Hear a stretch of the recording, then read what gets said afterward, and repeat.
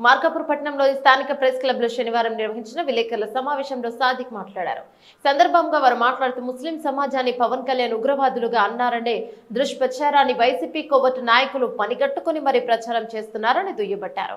పవన్ కళ్యాణ్ సనాతన ధర్మానికి కట్టుబడిన వ్యక్తి అయినప్పటికీ పరమతాలను ఎప్పుడూ కూడా అగౌరవపరిచే ప్రవర్తన లేదని తెలిపారు. అమాయకమైన ముస్లిం ప్రజలపై వైసీపీ నాయకులు ఓటు బ్యాంకు రాజకీయాలు చేస్తూ పబ్బం గడుపుకోవాలని చూస్తున్నారని తెలిపారు. ఇటువంటి నీచ రాజకీయాలు చేస్తూ సహించేది లేదన్నారు.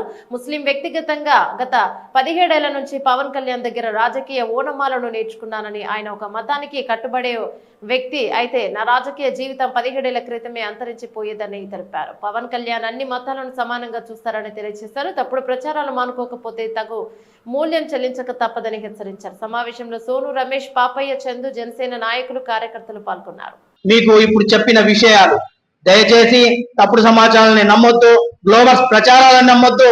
దయచేసి ఆ వీడియోని సరిగా మీరు వినండి, వినిన తర్వాత ఫార్వర్డ్ చేయండి. ఆ ఫార్వర్డ్ చేయడం మానుకొని మీరు నిజాన్ని మనము చేరవేయాలి తప్ప తెలిసి తెలియక అబద్ధాన్ని చేరవేస్తే దేవుడి దగ్గర కూడా, అల్లా దగ్గర మనము శిక్షకు అర్హులు అవుతాము. దయచేసి అర్థం చేసుకోండి. దీని తర్వాత కూడా కొంతమంది, ఇంకో విషయం చెప్పడం మర్చిపోయాను, కొంతమంది పని కట్టుకొని ఈ వీడియో వచ్చిన తర్వాత దాదాపు వక్ఫ్ బోర్డు అమెండ్మెంట్ బిల్ విషయం జరిగినప్పటి నుంచి కూడా కొంతమంది పని కట్టుకొని కూటమిలో ఉన్న నాయకులు ముస్లిం నాయకులను టార్గెట్ చేస్తూ దారుణాతి దారుణంగా నేను మీడియా ముందు మాట్లాడలేని అన్పార్లమెంటరీ లాంగ్వేజ్ లో చాలా దారుణంగా మమ్మల్ని దూషిస్తున్నారు. మేము ముస్లింలేమే కాదంటున్నారు. మీకు ఎవరిచ్చారు ఈ హక్కు అని అడుగుతున్నాను నేను. మీరు ఇలాంటి వైసీపీ సోషల్ మీడియా సంబంధించిన వారి ట్రాప్ లో పడ్డంత కాలం మీరు తప్పును నమ్ముతానే ఉంటారు, తప్పును ముందుకు తీసుకొని ప్రచారం చేస్తానే ఉంటారని తెలియజేస్తున్నాను. మరోమారు కూటమిలో ఉన్న టీడీపీకైనా జనసేనకు సంబంధించిన ముస్లిం నాయకులను ఎవరైనా టార్గెట్ చేసి మీరు ముస్లింలా, మీకు అసలు మీరు ముస్లింలే కాదు అని ఎవరైనా అంటే ఇల్లు వెతుక్కొని వచ్చి ఖచ్చితంగా కొడతామని ఈ సందర్భంగా హెచ్చరిస్తున్నాము.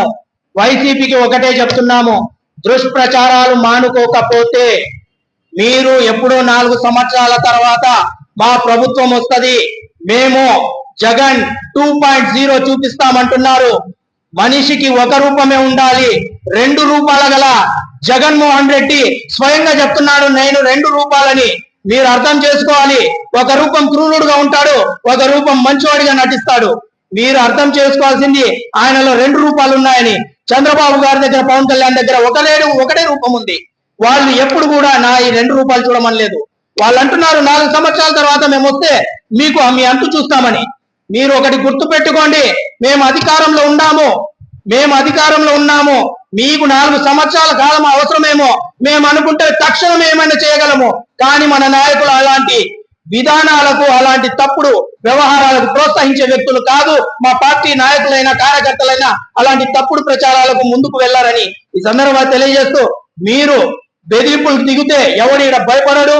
తప్పుడు ప్రచారాలు మానుకోకపోతే ఖచ్చితంగా న్యాయబద్ధంగా చర్యలు తీసుకోవడం కూడా జరుగుతుందని ఈ సందర్భంగా హెచ్చరిస్తూ సెలవు తీసుకుంటున్నాను. జై హింద్, జై జనసేన.